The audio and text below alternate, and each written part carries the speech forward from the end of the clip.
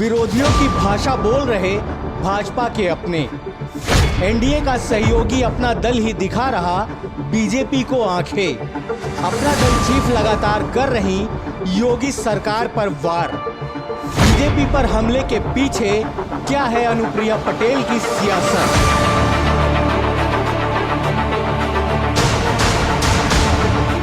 अपना दल एस की राष्ट्रीय अध्यक्ष और केंद्रीय मंत्री अनुप्रिया पटेल के रवैये ने एक बार फिर सियासी गलियारों में हलचल मचा दी है। योगी सरकार पर हमलावर अनुप्रिया पटेल अब जातीय जनगणना की मांग कर रही हैं। अनुप्रिया पटेल का यह रुख कांग्रेस नेता राहुल गांधी और समाजवादी पार्टी के राष्ट्रीय अध्यक्ष अखिलेश यादव समेत विपक्षी दलों से मेल खा रहा है। अब ऐसे में सवाल उठ रहा है कि भाजपा की सहयोगी पार्टी अपना दल आखिर बार बार बगावती तेवर क्यों दिखा रही है।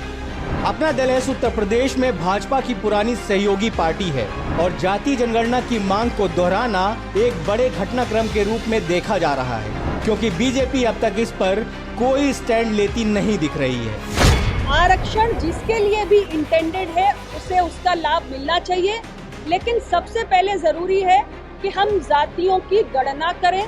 जातियों के आंकड़े जब तक अधिकृत हमारे पास नहीं होंगे, हम किसी प्रकार का कोई आगे का कदम नहीं उठा सकता।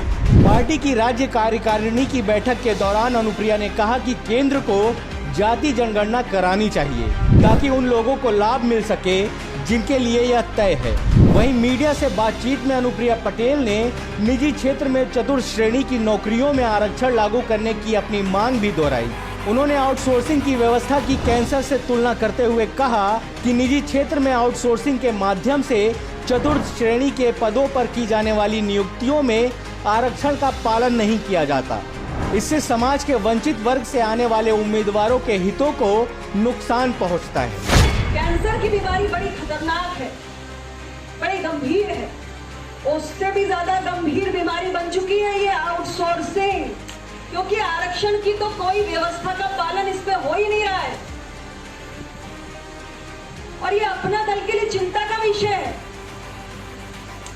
छोटी मोटी नौकरी पाने की जो गुंजाइश वंचित वर्गों के पास हुआ करती थी, अब ये आउटसोर्सिंग में चतुर्थ श्रेणी की भर्ती जो कोई ठेकेदार कर रहा है, कोई एजेंसी कर रही है, तो हमारे दबे कुचले वंचित वर्ग के लोग उससे भी वंचित। अनुप्रिया पटेल अपने उठाए मुद्दों में मुख्य तौर पर उत्तर प्रदेश की योगी आदित्यनाथ सरकार को निशाने पर ले रही हैं।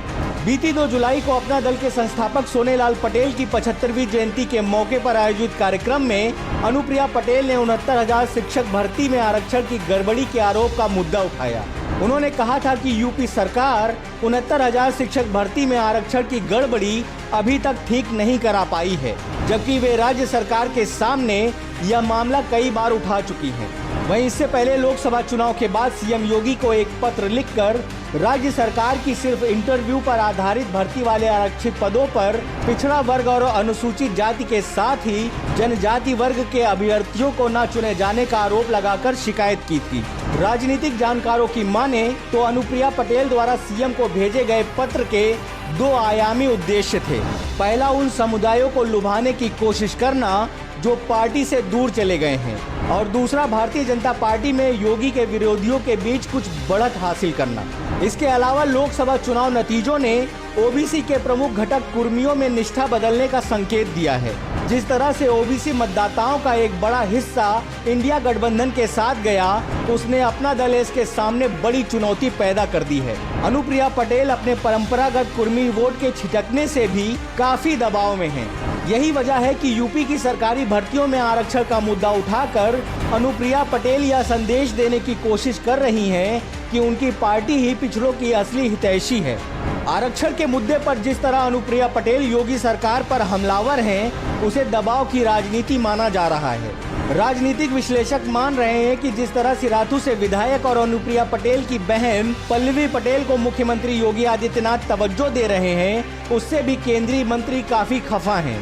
इसके अलावा लोकसभा चुनाव में जीतने वाले 2 मंत्रियों के स्थान पर प्रदेश मंत्रिमंडल में होने वाले विस्तार और एमएलसी के रिक्त पदों पर चुनाव को देखते हुए ही अनुप्रिया पटेल ने आरक्षण का मुद्दा उठाना शुरू किया है, जिससे यूपी सरकार पर दबाव बनाया जा सके।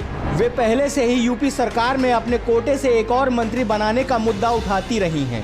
अब देखना है कि अनुप्रिया पटेल का रुख अपना दल को कितना फायदा पहुंचाता है।